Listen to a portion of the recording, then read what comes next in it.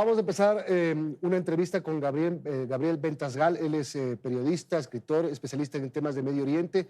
Él está en Jerusalén. Antes solamente quiero comentarles que el presidente Daniel Noboa ha firmado el decreto 410 con un nuevo estado de excepción y esta vez incluye al Distrito Metropolitano de Quito por grave conmoción interna y conflicto armado interno. Ya les daremos más detalles. Gabriel, buenos días. Gracias por acompañarnos desde Jerusalén. ¿Cuál es la situación en este momento después de una noche complicada, la de hace 2 días, en Tel Aviv, especialmente por este ataque? Cerca de 200 misiles que vinieron desde Irán, recorriendo casi 2.000 kilómetros. Sí, exacto. Mira, por suerte han sido derribados buena cantidad de ellos en el aire. Lo que sucede es que restos del misil sí cayeron sobre Israel en algunos lugares. Especialmente mataron a un palestino de Jericó, de la ciudad de Jericó, o sea, cayó en Cisjordania e hirieron a 2 israelíes que también estaban en Cisjordania. Y uno de estos misiles hizo un daño en una base militar. Pero te das cuenta que no han hecho grandes perjuicios, eso por un lado.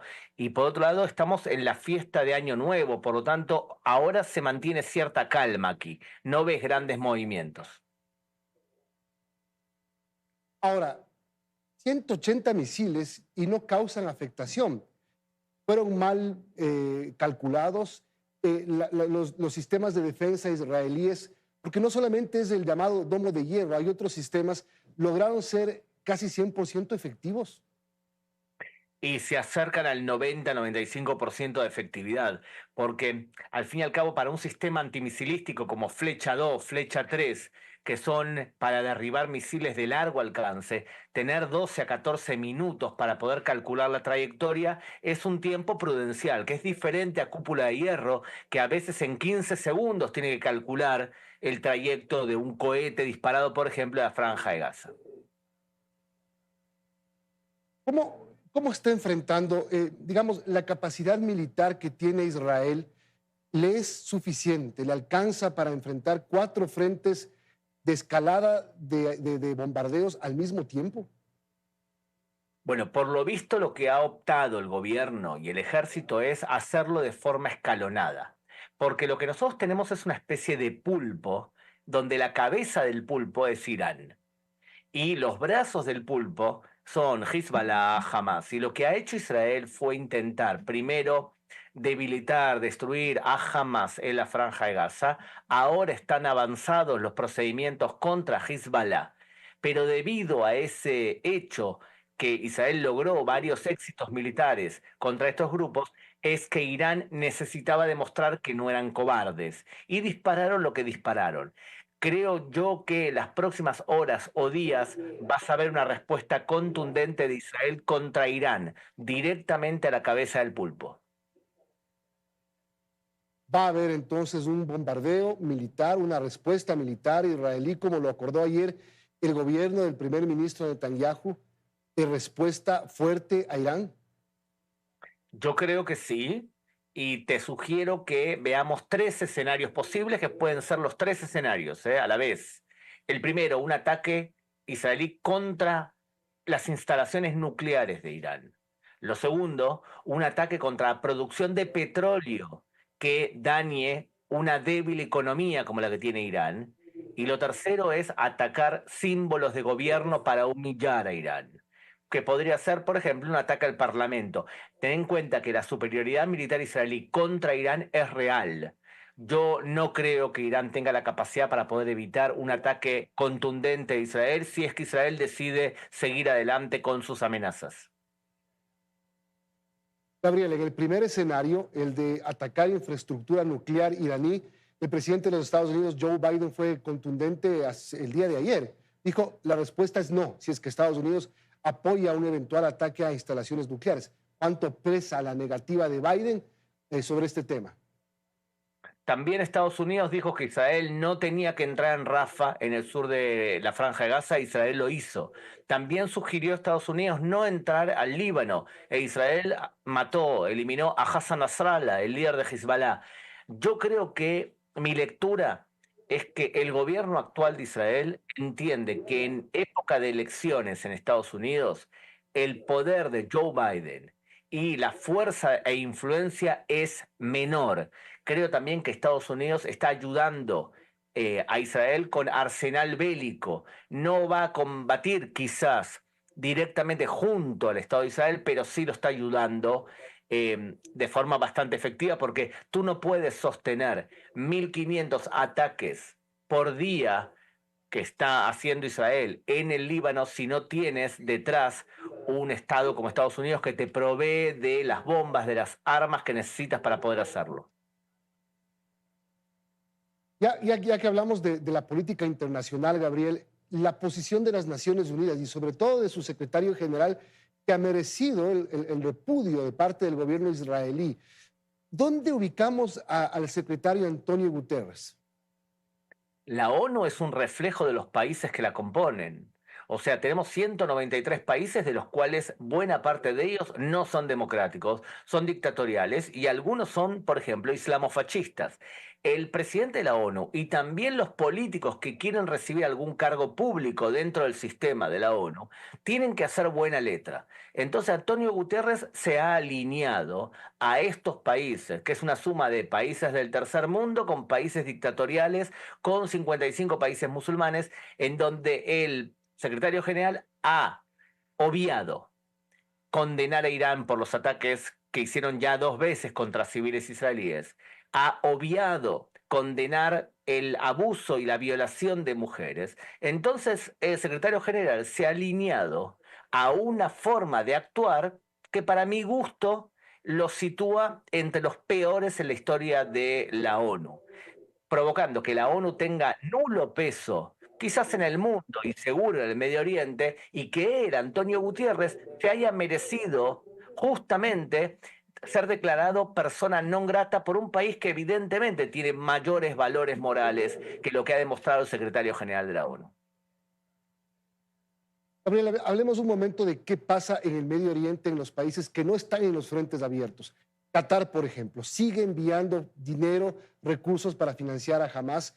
¿Qué pasa con Arabia Saudita? Incluso leí hace unos 3 días aproximadamente que el príncipe saudí había prohibido en las mezquitas pedir, rezar por los palestinos. Claro, porque el Medio Oriente hoy se divide en 4 fuerzas que hay que tener en cuenta. El eje chiita, que es Irán, Hezbollah, Siria, que es con quien está en guerra Israel hoy. El segundo es grupos radicales islámicos como Hamas, Hezbollah, Al-Qaeda, ISIS.